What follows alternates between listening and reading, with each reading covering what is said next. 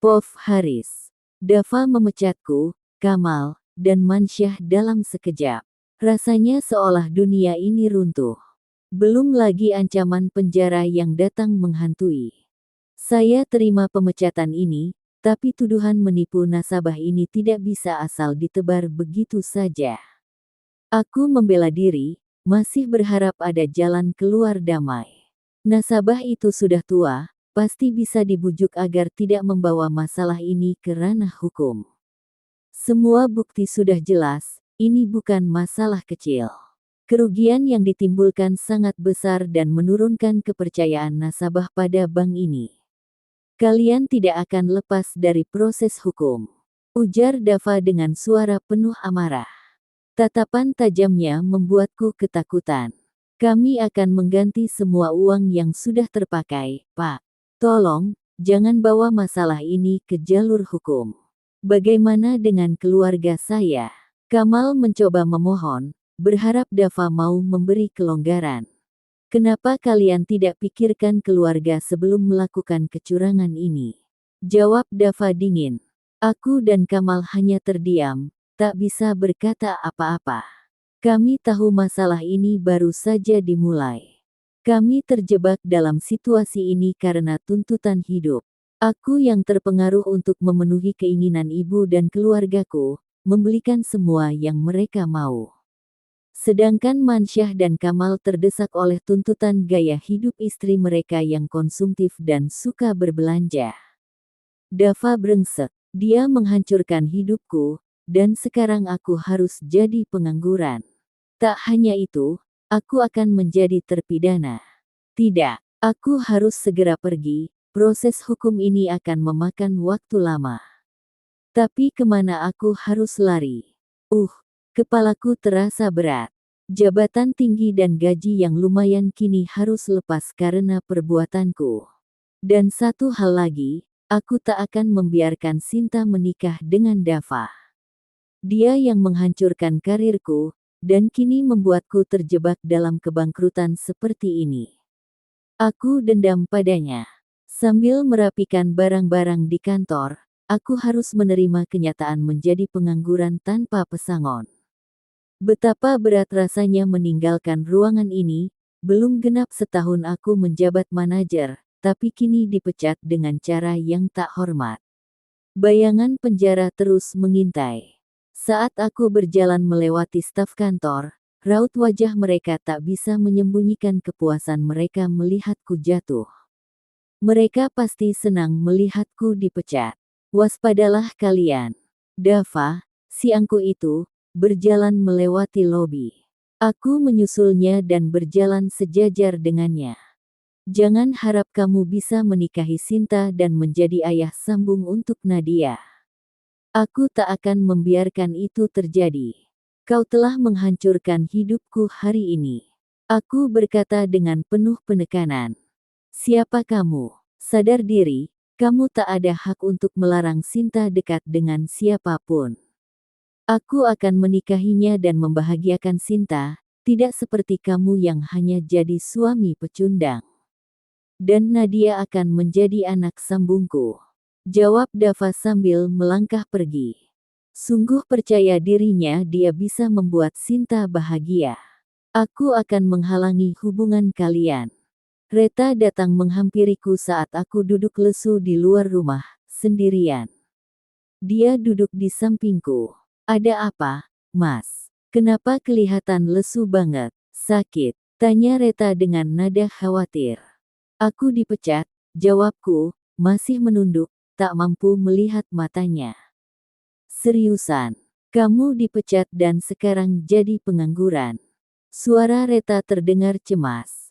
Aku takut dia akan meninggalkanku sekarang, karena aku sudah tak punya apa-apa lagi. Ya, seperti yang kamu dengar. Aku sekarang pengangguran, jawabku pasrah. Tapi kamu kan dapat pesangon, Mas. Tanya Reta lagi. Tidak, jawabku pelan, hampir tak bisa menerima kenyataan ini. Kenapa kamu bisa dipecat? Apa kesalahanmu sampai mereka berani memecatmu begitu saja?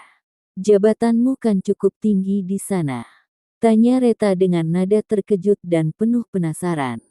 Aku menghela napas, sambil menyisir rambut dengan tangan. Bagaimana caranya menjelaskan bahwa aku telah melakukan kesalahan fatal yang membuatku dipecat dan kini terlibat masalah hukum serius. Aku menyalahgunakan dana nasabah, ucapku pelan. Uang yang seharusnya masuk ke rekening mereka, aku gunakan untuk hal lain. Jumlahnya ratusan juta, lanjutku dengan suara berat. Reta memandangku dengan sorot tidak percaya. Kamu melakukan itu, Mas. Jangan bilang ini karena ibumu dan saudaramu yang mempengaruhi kamu. Mereka pasti yang mencuci otakmu sampai kamu gelap mata memenuhi keinginan mereka. Suaranya meninggi, penuh emosi. Aku terdiam, karena memang itulah kenyataannya. Sudah cukup, Reta. Tidak usah menyalahkanku terus. Semuanya sudah terjadi, jawabku dengan nada kesal. Kenapa kamu sebodoh itu, Mas? Jabatanmu sudah bagus, gajimu cukup besar. Tapi aku tidak heran, pengaruh ibumu memang buruk. Keluarga kamu serakah. Balas Reta dengan penuh amarah. Mereka akan melaporkan aku, kataku dengan nada datar, memberitahunya tentang kemungkinan terburuk yang harus kuhadapi. Maksudmu apa? Reta menatapku bingung. Kasus ini serius, Reta. Aku bisa dipenjara, jawabku lirih. Reta terdiam sejenak, lalu wajahnya berubah cemas. Kalau kamu dipenjara, bagaimana nasibku? Rumah ini juga baru kita beli, dan masih kredit. Siapa yang akan membayarnya? Mungkin aku harus pergi ke luar kota untuk sementara waktu, jawabku. Kalau kasus ini sampai ke ranah hukum dan aku ditetapkan sebagai tersangka, aku tidak punya pilihan lain. Soal rumah ini, kan atas namamu. Kamu yang bekerja, jadi kamu saja yang melanjutkan pembayaran, lanjutku tanpa ekspresi. Enggak bisa gitu dong, Mas. Ya ampun, baru saja aku menikmati rumah baru, sekarang malah begini. Sial sekali nasibku. Gerutu Reta dengan wajah gusar. Jadi kamu mau bilang kalau kamu menyesal menikah denganku? Apa kamu juga akan meninggalkan aku karena sekarang aku pengangguran? Tanyaku tajam, menantang. Entahlah, Mas. Lihat saja nanti. Aku capek hidup susah terus. Reta berdiri dan meninggalkan aku, kembali masuk ke dalam tanpa mengucapkan sepatah kata lagi. Aku mengusap wajah dengan kasar, mencoba meredam amarah yang terus membakar. Aku ingin berteriak, kenapa hidupku penuh dengan kesialan ini? Semua ini gara-gara ibu dan saudara-saudaraku, yang membuatku jatuh dalam jurang kesalahan demi memenuhi keinginan mereka. Aku pernah percaya kalau doa ibulah yang membuatku sukses, yang mengantarkanku pada pekerjaan dengan jabatan tinggi. Tapi kenapa sekarang ibu juga yang menjerumuskan aku dalam masalah sebesar ini? Kalau saja aku tidak mengikuti permintaan mereka, mungkin aku masih bekerja hingga saat ini. Sebuah pesan masuk ke ponselku. Aku membacanya dengan malas. Haris, datang ke rumah. Ibu sakit, manggil nama kamu terus. Pesan dari Mbak Nita membuatku termenung. Meski masih ada rasa kecewa, aku tetap merasa kasihan pada ibu. Aku takut kalau kondisinya semakin parah. Aku memutuskan untuk pergi ke rumah ibu. Mbak Nita yang membukakan pintu saat aku tiba. Sepertinya dia terus tinggal di rumah ibu sejak rumahnya terbakar. Saat masuk ke kamar, kulihat ibu terbaring lemas di atas ranjangnya. Wajahnya terlihat pucat. Kalau bukan karena ibu sakit, kamu pasti gak akan datang. Ujar ibu dengan suara bergetar, seakan menahan tangis. Maaf, Bu. Aku sibuk kerja belakangan ini, jawabku, duduk di tepi ranjang. Sibuk kerja atau kamu memang sudah tidak peduli lagi sama ibu? Kamu lupa kalau sebagai anak laki-laki, kamu punya tanggung jawab besar ke ibumu. Dulu kamu janji akan memenuhi semua keinginan ibu. Sekarang mana? Kamu bahkan pelit memberi uang pada ibu. Ujar ibu dengan nada menyindir. Membahas uang lagi. Padahal kemarin aku sudah memberinya 3 juta rupiah. Uang 3 juta itu sudah aku berikan ke ibu. Kenapa ibu masih merasa kurang? Tanyaku, menahan kesal. Ibu juga punya kewajiban di arisan. Kamu tahu kan, ibu jadi malu karena belum bisa membayar. Sergah ibu dengan nada tinggi. Arisan. Memangnya berapa besar iuran arisan ibu, sampai-sampai uang segitu tidak cukup. Di rumah ini kan cuma ada ibu, Kiki, dan Mbak Nita. Untuk makan sehari-hari mestinya lebih dari cukup, kan? Arisan ibu itu 6 juta. Suara Mbak Nita terdengar dari pintu. Dia masuk ke kamar, membawa segelas air untuk ibu. 6 juta. Aku hampir tak percaya. Ibu ikut arisan macam apa sampai bayarannya sebesar itu. Tidak heran kalau uang yang aku berikan selalu kurang. Ibu menghabiskannya begitu saja. Ibu ikut arisan perhiasan, dan sekali 3 kocokan. Jawab Mbak Nita, sambil menatapku penuh arti. Aku sudah berkali-kali bilang ke ibu, lebih baik mundur saja. Apalagi arisan ini baru jalan 2 putaran. Mau taruh di mana muka ibu kalau sampai mundur? Apa kata orang-orang nanti? Sahut ibu, tetap dengan egonya yang sulit digoyahkan. Aku menghela napas panjang, mencoba meredam amarah yang semakin membara. Rasanya sulit berbicara dengan ibu yang selalu mengutamakan gengsinya. Mbak Nita benar, Bu. Lebih baik ibu mundur saja dari arisan itu. Kita harus mulai berhemat dari sekarang, ujarku, berusaha meyakinkan. Kamu ini, Haris. Suara ibu meninggi lagi. Bukannya membantu mencari solusi, malah ikut-ikutan menyuruh ibu mundur seperti Nita. Ibu ikut arisan ini juga untuk menabung, tahu. Tapi tabungan tidak perlu sampai segitu, Bu. Apalagi aku harus kasih tahu sesuatu, ucapku, akhirnya memberanikan diri untuk menyampaikan kabar buruk. Apa maksudmu? Ibu menatapku penuh tanya, wajahnya mulai mengeras. Aku sudah dipecat, Bu, kataku, dengan suara pelan tapi tegas. Ekspresi ibu berubah drastis. Dia terdiam sejenak sebelum perlahan terduduk. Tubuhnya yang tadi tampak lemas karena sakit kini seolah terisi kembali dengan kejutan berita itu. Kamu dipecat? Ibu bertanya, nyaris berbisik. Bagaimana bisa? Kamu kan manajer bank. Tidak mungkin anakku dipecat. Tangan ibu meraba dadanya, tampak syok mendengar kenyataan pahit ini. Iya, Bu, aku dipecat, dan sekarang aku pengangguran. Itu sebabnya, kita harus benar-benar menghemat. Aku belum tahu kapan bisa dapat pekerjaan baru, jawabku dengan nada datar, berusaha terdengar tegar meski hatiku remuk. Ibu menatapku tanpa berkata-kata. Aku tahu, selama ini dia selalu bangga dengan pekerjaanku. Setiap ada kesempatan, dia tak pernah ragu bercerita kepada orang lain tentang kesuksesanku.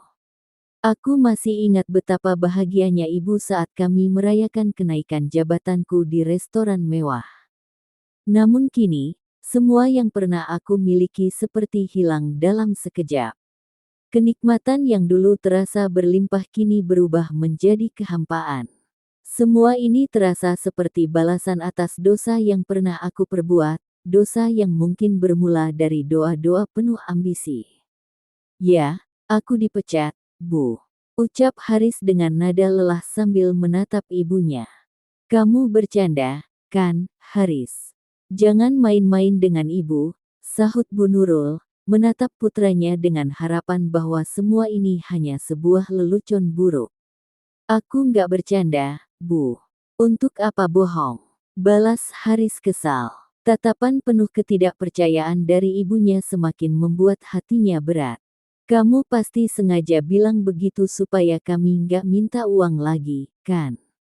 Tebak Bu Nurul, tak ingin percaya dengan kenyataan yang pahit. Benar, kamu bohong, kan? Supaya kita nggak membebanimu lagi.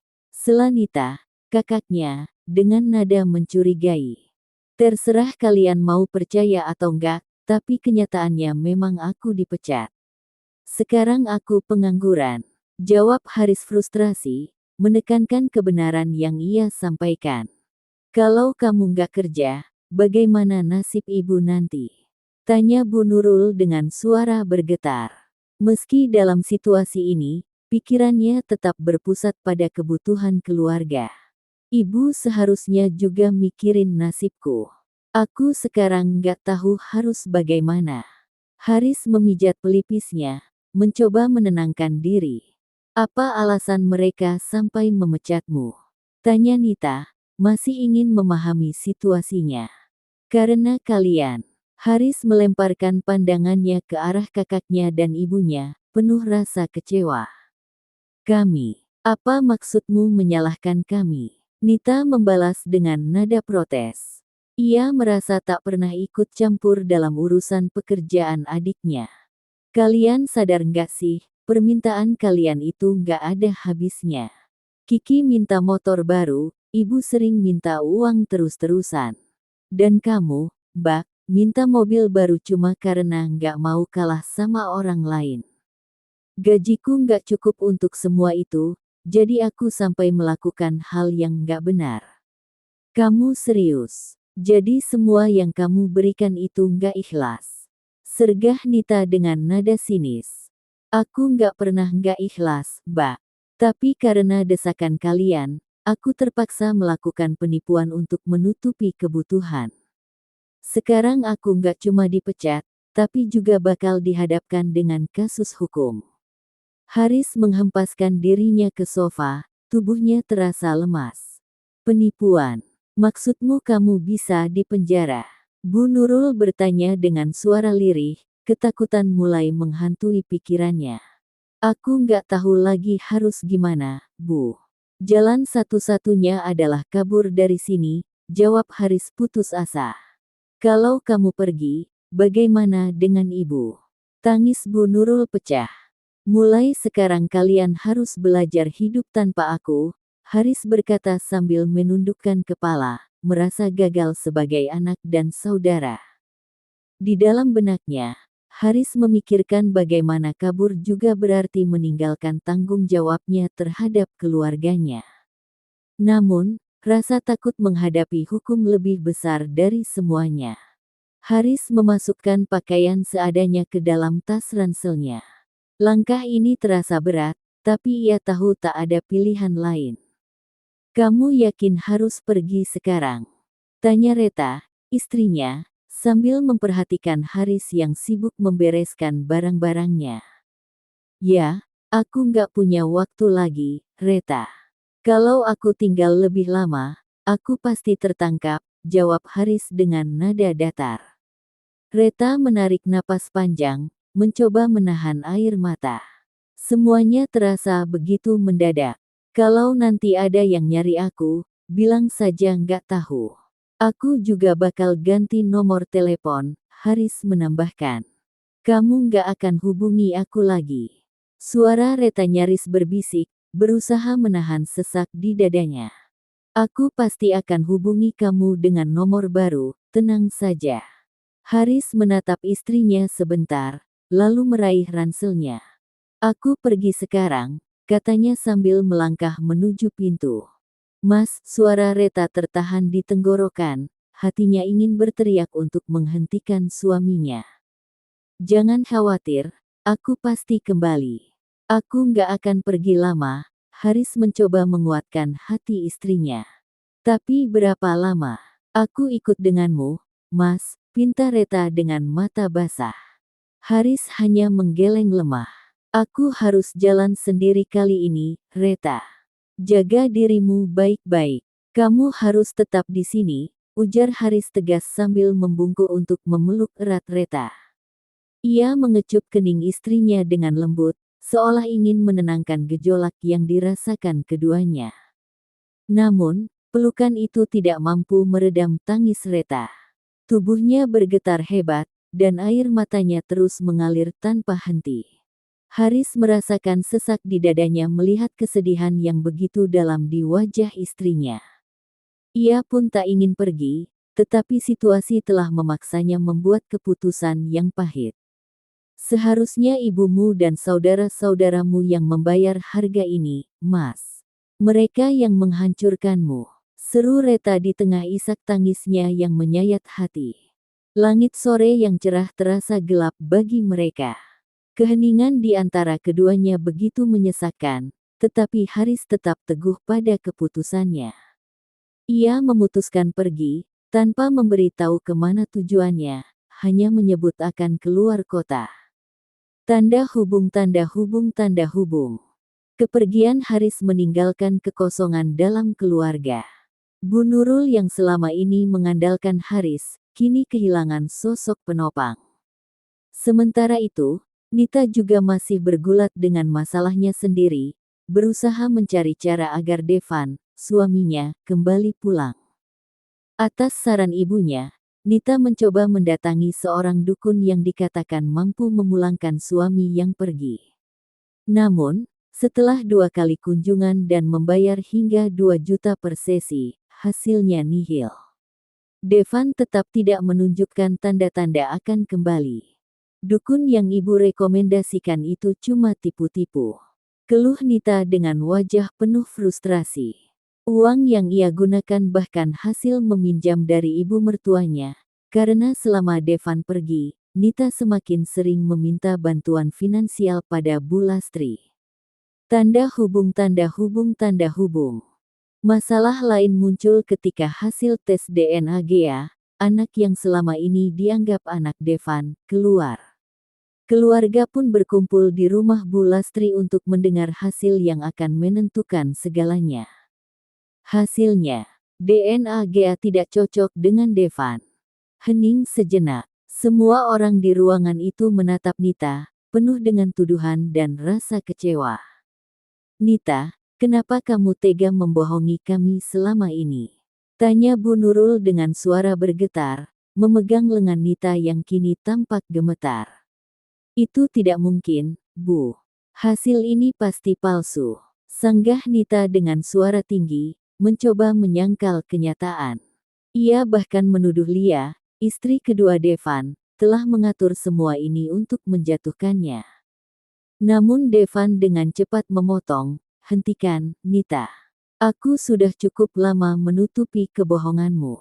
Jangan salahkan Lia, karena dia lebih jujur daripada dirimu. Lia hanya tersenyum tipis, seolah menikmati momen ini. Cucu ibu dari Mas Devan hanyalah anak kami, ucapnya dengan nada penuh kemenangan. Ibu kecewa padamu, Nita, ujar Bu Lastri dengan suara berat. Ia bangkit dan berjalan menuju kamarnya, meninggalkan Nita yang kini hanya bisa terisak. Lia melanjutkan dengan nada sinis, untung semua aset masih atas nama Mas Devan. Itu hak anak kami. Ucapan Lia memicu kemarahan Bu Nurul. Kamu ini perempuan perusak rumah tangga. Apa yang kamu gunakan untuk memikat menantu saya? Hah. Hardiknya tajam. Lia menatapnya dengan tenang. Kami saling mencintai, Bu. Tidak ada guna-guna. Hanya saja, Mas Devan sudah muak dengan kebohongan Nita, balasnya tanpa rasa bersalah. Nindya, kakak ipar Devan, yang sejak tadi hanya menyimak, akhirnya angkat bicara. Lia, jaga ucapanmu. Meski Nita salah, kelakuanmu juga tidak benar. Kamu tetap merusak rumah tangga orang lain. Lia hanya memutar bola matanya, malas menanggapi teguran Nindya. Namun Devan berbicara dengan tegas, aku sudah membuat keputusan. Aku akan menceraikan Nita. Gugatan sudah aku daftarkan ke pengadilan agama. Aku tidak mau cerai, Mas. Pikirkan aku dan Gea. Nita bersimpuh di kaki Devan, memohon dengan tangis terseduh-seduh. Bangkit, Nita. Jangan membuatku semakin jijik, hardik Devan, menarik kakinya dari pelukan Nita. Namun Nita tetap memeluknya erat, seolah berharap keajaiban akan membalikkan kenyataan. Jangan tinggalkan aku, Mas. Lebih baik aku mati daripada hidup tanpamu. Gea adalah anak kita, Mas, anak kita. Teriak Nita, tangisannya semakin keras, seolah tak bisa lagi menahan penderitaan yang ada. Lia, yang tak bisa lagi menahan emosinya, langsung menarik rambut Nita dengan kasar. Bangun dari sini. Jangan merendahkan dirimu di depan suamiku. Apa kamu pikir Mas Devan akan berubah hati? Bentaknya dengan penuh kebencian. Lia, berhenti. Teriak Nindya, berlari untuk melerai. Ia menarik tangan Lia dan melepaskan cengkeramannya pada rambut Nita. Nindya menatap Devan dengan tajam, kesal dengan sikap Lia yang tak terkendali. Devan, kamu harus mengatur sikap istrimu. Ini sudah keterlaluan. Suasana semakin panas saat Bu Lastri, yang mendengar keributan dari dalam rumah, muncul di ruang tamu. Wajahnya tampak letih, namun pandangannya penuh ketegasan. Dengar, Devan. Ibu sudah membuat keputusan, ucapnya dengan suara yang penuh otoritas. Dia memandang Nita sejenak sebelum melanjutkan, Nita, meskipun apa yang kamu lakukan tidak bisa dibenarkan, Gea tetap cucu ibu. Ibu akan memberi dia nafkah setiap bulan, tetapi ibu tidak akan membalikkan nama aset itu atas nama Gea. Bu, Devan mencoba membantah keputusan ibunya, namun Bu Lastri hanya menggelengkan kepala. Ini keputusanmu, Devan, jawab Bu Lastri tegas. Kamu memilih wanita itu. Sekarang kamu harus menanggung akibatnya. Tapi ingat, jangan pernah bergantung pada ibu lagi. Ibu, kenapa begitu tidak adil? Kenapa anaknya Nita masih ibu bantu, sementara putraku yang jelas-jelas cucu kandung ibu, malah diabaikan? Lia tidak bisa menahan kekesalan. Ia mengangkat suaranya, protes terhadap keputusan Bu Lastri. Biaya untuk anak-anak kalian akan tetap dibagi rata. Hanya untuk anak, ibu tidak akan menanggung hidup kalian lagi, tegas Bu Lastri. Devan, untuk kebun sawit yang sudah ibu berikan, itu akan ibu ambil kembali. Kamu tidak bisa lagi mengakses hasilnya. Devan langsung terkejut dan panik.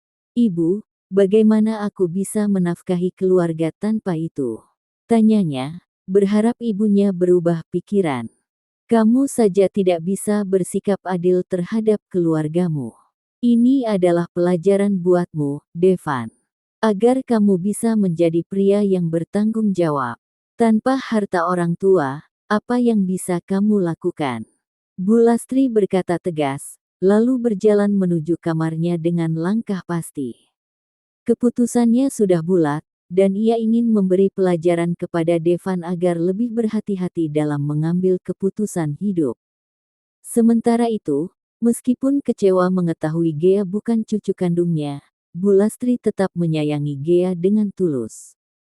Lia bangkit dari duduknya, kemudian pergi berjalan keluar rumah sambil menggendong sang putra. Devan mengusap wajahnya kasar dan segera menyusul istri keduanya itu. Nita semakin kecewa, hatinya nyeri melihat suaminya yang seperti sudah tidak bisa jauh dari Lia. Melihat Lia yang marah seperti itu, Devan sudah merasa panik dan langsung menyusulnya, sedangkan dia mau menangis dan bersujud di kaki Devan pun percuma saja, suaminya sudah tidak peduli lagi. Jarum jam sudah menunjukkan pukul 22.15 malam. Nita keluar dari kamarnya karena Gea sudah tertidur pulas. Ia dan Gea pulang bersamanya ke rumah sang ibu. Nita berjalan menuju ruang tengah dan melihat ibunya masih terduduk diam, sambil melamun. Biasanya sang ibu akan menghabiskan waktu dengan menonton TV. Tapi kali ini TV tidak menyala, usai pulang dari rumah besannya. Bu Nurul tidak banyak bicara. Ibu tidak tidur, tanya Nita dan duduk di sebelah. Ibu tidak bisa tidur. Kenapa masalah datang bertubi-tubi pada keluarga kita? Apa salah ibu? Haris pergi tanpa kabar, dan sekarang tidak ada yang menanggung biaya hidup ibu lagi. Hanan menikah kehidupannya tidak jelas, dan kamu sangat membuat ibu kecewa. Ibu malu Nita. Kenapa kamu menutupi rahasia sebesar ini dari ibumu sendiri? Ini sebuah aib jika saja kamu cerita pada ibu mungkin ibu bisa menolongmu. Sambung Bu Nurul. Menolong apa Bu? Aku sudah terlanjur hamil saat itu. Bisa saja kan kamu gugurkan, sahut ibunya. Ibu tidak sayang pada Gea. Nita terperangah mendengar jawaban ibunya. Ibu sayang, hanya saja jika dulu ibu tahu kalau kamu sudah hamil. Kenapa kamu melakukannya? Siapa ayah biologis dari Gea? Tanya Bu Nurul karena beliau belum tahu siapa ayah biologis dari cucu kesayangannya itu. Nita tampak berpikir, enggan memberitahu. Siapa? Hardik ibunya. Jordi, jawab Nita lirih. Pria yang dulu kere itu, berandalan. Bu Nurul memukul bahu Nita dengan kuat. Bodohnya kamu mau ditiduri oleh pria seperti itu.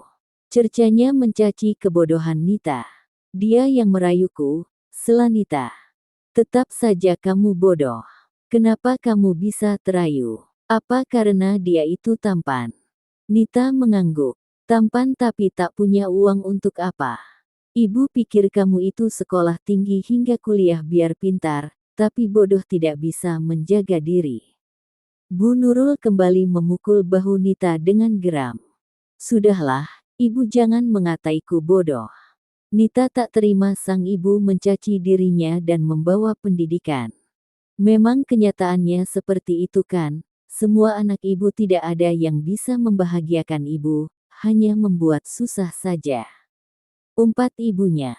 Sinta mengernyitkan dahi ketika membaca pesan masuk yang baru saja dikirimkan oleh Dava. Pria itu mengirimkannya 2 gambar rumah mewah. Menurutmu bagus yang mana? Tanya Dava melalui pesan.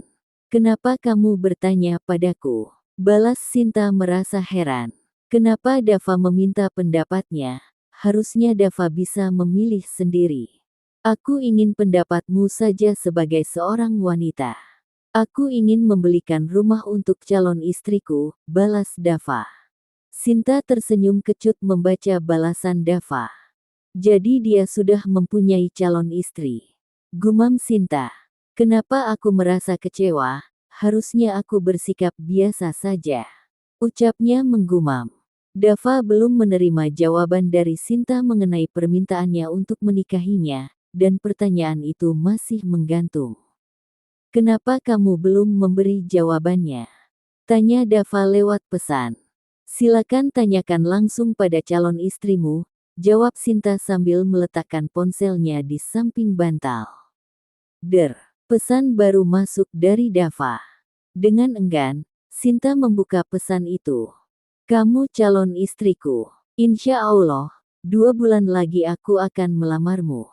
Sinta terdiam membaca pesan tersebut, sebuah perasaan hangat menyusup dalam hatinya. Apakah Dava serius? Rasa senang itu perlahan muncul, namun ia berusaha untuk menenangkan dirinya sendiri. Karena sudah lama menunggu jawaban darimu, aku memutuskan untuk langsung melamarmu, dan aku tak akan menerima penolakan. Dava melanjutkan. Kamu ingin melamar atau malah memaksa? Balas Sinta, mencoba menggali niat sebenarnya. Aku ingin melamar dengan sedikit paksaan. Kalau kamu menolak, Dava membalas dengan nada yang tak biasa. Sinta terkekeh. Dava, yang biasanya terkesan dingin dan jarang bicara, kini menulis pesan seperti itu kepadanya. Kamu pilih, ya, mana rumah yang kamu inginkan. Selamat malam. Sinta mencoba menarik napas dalam-dalam sambil memandang langit-langit kamarnya. Dava benar-benar serius. Apa yang harus ia lakukan? Tanda hubung tanda hubung tanda hubung. Sementara itu, di rumah Bu Nurul, Kiki terlihat kesal karena sarapan belum juga siap. Bu, Ibu, teriak Kiki sambil masuk ke kamar ibunya. Mana sarapan? Aku lapar. Bu Nurul tampak sibuk mengetik di ponselnya. Ibu lagi cari pinjaman uang biar kita bisa makan. Tapi nggak ada yang mau pinjemin uang, jawabnya tanpa mengalihkan perhatian dari ponselnya. Apa kita semiskin itu, Bu? Sampai nggak sanggup beli bahan untuk makan. Kiki menyahut, semakin kesal. Memang kenyataannya kita sudah susah sekarang. Kamu lebih baik kuliah sambil kerja saja. Biar bisa memenuhi biaya hidup kita, ucap Bu Nurul. Ibu jual saja dulu perhiasan yang ibu punya, kan lumayan bisa untuk biaya kita beberapa bulan. Aku kan belum lulus, mau kerja apa coba? Kiki mendengus kesal disuruh bekerja. Ibu nggak akan jual perhiasan. Bu Nurul menolak usulan Kiki. Ia sangat sayang dengan perhiasannya. Jadi ibu lebih memilih kita kelaparan. Apa salahnya ibu jual kedua cincin milik ibu, setidaknya bulan ini saja kita tidak kekurangan. Aku juga butuh uang 2 juta hari ini, ujar Kiki. Ibu tidak akan mau menjualnya, walaupun kamu memaksa. Dan untuk apa uang 2 juta? Besok ada ulang tahun teman aku, dan aku mesti hadir membawa kado, setidaknya kado seharga 500.000. Mudah sekali kamu bicara, keadaan kita sedang seperti ini. Kamu malah mau membeli kado mahal. Karena temanku itu orang kaya, Bu. Gengsi kalau aku beli kado yang murah. Jawab Kiki dengan antusias. Aku juga lagi pendekatan sama dia, anak orang kaya, Bu. Sebisa mungkin, aku harus bisa menarik perhatiannya. Anak orang kaya, apa pekerjaan orang tuanya? Tanya Bu Nurul penasaran. Papanya kerja di BUMN, ibunya punya usaha butik dan banyak usaha lainnya, jelas Kiki antusias. Beneran, nggak kayak mantanmu yang kere kemarin kan? Enggak, Bu. Ibu kan bilang aku harus cari suami kaya. Aku juga nggak mau hidup susah. Harusnya ibu suruh saja Nita cari kerja daripada dia menganggur di rumah.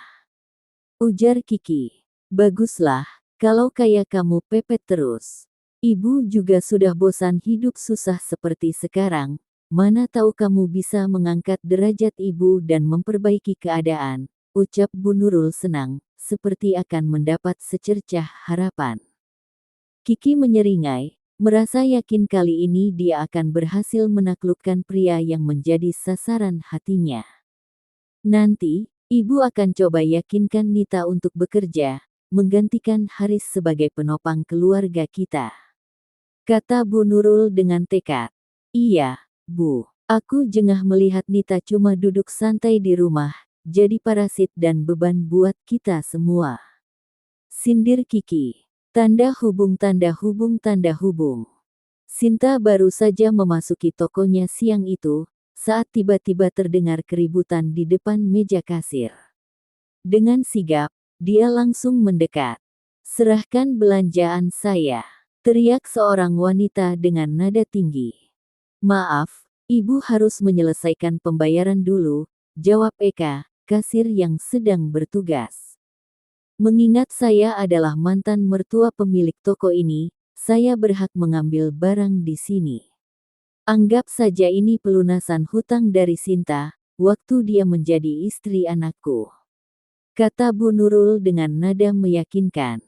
Sinta terkejut dan membalas, apa maksud ibu? Saya tidak pernah berhutang pada Haris. Memang dulu, Haris yang menanggung biaya hidupmu. Anggap saja ini sebagai balas budi, cukup bayar dengan sembako tiap bulan. Jawab Bu Nurul dengan enteng. Sinta mengerutkan kening. Ibu ini berpikir dengan benar nggak sih? Itu kan sudah menjadi kewajiban Haris sebagai suami, memberi nafkah. Sekarang malah disebut hutang. Aneh sekali. Umpat Sinta kesal. Kamu berani bilang begitu tentang ibu? Tidak sopan. Hardik Bu Nurul dengan nada tinggi. Kalau ibu punya akal sehat, masa sampai seperti ini? Ini jelas pencurian. Kalau terus seperti ini, saya laporkan saja ke polisi. Tidak pantas berbuat seperti ini, terutama di usia ibu yang sudah tua. Ancam Sinta dengan tegas. Bersambung.